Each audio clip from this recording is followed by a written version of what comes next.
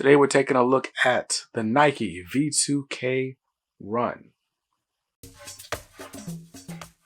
Welcome back to Kicks on Kicks, my channel where I review sneakers, and today we are taking a look at a relatively new sneaker model from Nike. This is the V2K Run, following in line with this new trend of like retro 90s, 2000s running shoes, dad shoes, if you will. So Nike decided to make a new model, an interesting take or an updated take on a sort of classic that they've got out. And we're going to take a look at the shoe. We're going to take a look at the packaging, tell you some things to look out for if you are going to buy a pair, specifically regards to the sizing and fit.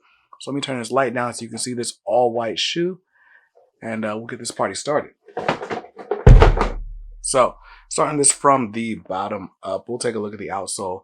Standard old school Nike outsole with the rubber on the outside. You see the little traction pods. Nothing screams 90s Nike sneaker like those little traction dots. But anyway, there's rubber outsole is pretty much it. I mean, it's a runner. The runners.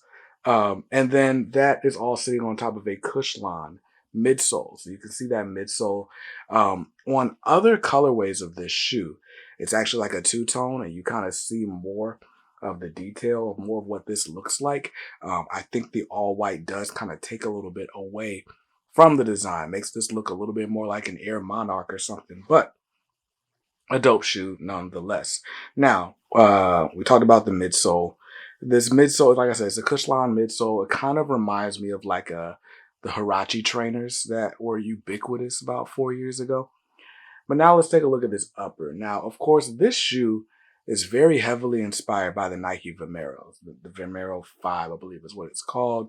But the Nike Vomero looks a lot like this. And then this is kind of an updated version of that. A little bit cheaper, by the way. I think the Vomero is like a $160 running shoe. This is about $110 at retail.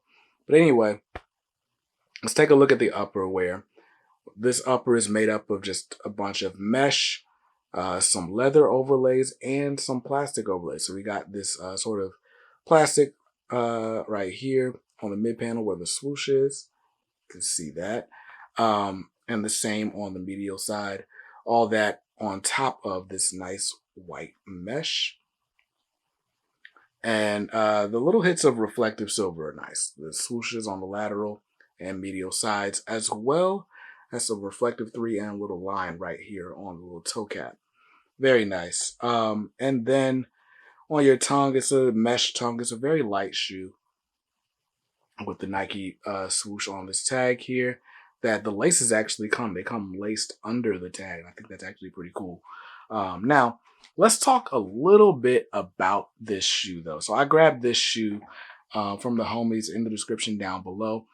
I've only seen this shoe officially out in one colorway, and it's got a bunch of pine green on it. And then on the midsole, it's actually got like an aged cream effect where these little teeth are.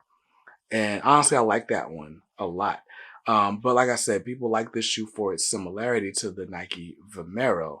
Now, this is billed as a women's sneaker. So let's take a look at the packaging. So standard Nike sportswear box, nothing really special to make any notes about. But this is the Nike V2K Run in white and white. And I've got this in a women's 10.5, which would equate to a men's 9, except this shoe runs like really small. Like this shoe fits like an 8.5. My wife, who wears a women's size 10, put this on her foot and was like, this barely fits me. And this is supposedly a size 10.5 women's. So if you are going to grab this shoe, I don't know if this was a mislabeled pair or what, because to that point, this shoe right here, actually, the size tag inside the shoe says it's a men's size 9, not a women's size 10.5. So yeah, I don't know. Some interesting stuff going on. I don't know if it was a mislabeled pair or what, but this shoe runs small.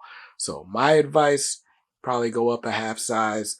I don't think, even if this was mislabeled, I don't think you'd go wrong by going up a half size. It's a very narrow shoe. It's narrow, and short from my experience. And Nike shoes generally run small or smaller, but I've never had a problem going true to size in Nikes except this one. This is the rare instance of a shoe that is just straight up too small. Now let's talk about some other legit checking indicators. I honestly got nothing for you because again, I've only seen this shoe out in one colorway. This was not the colorway I've seen it out in, but one thing that does kind of give me pause, there is a lot of glue between the outsole and the midsole of this shoe. It's like they just slathered the shoe in glue. Other than that, if the shoe wasn't too small, it'd be fairly comfortable. It's lightweight for sure, but it's just a little bit too small for me to enjoy for daily wear. It's a nice looker though. So hey, that was your review. I did shoot some on foot footage, so I'll show you guys that, and we'll get on up out of here. Thanks for watching. Peace.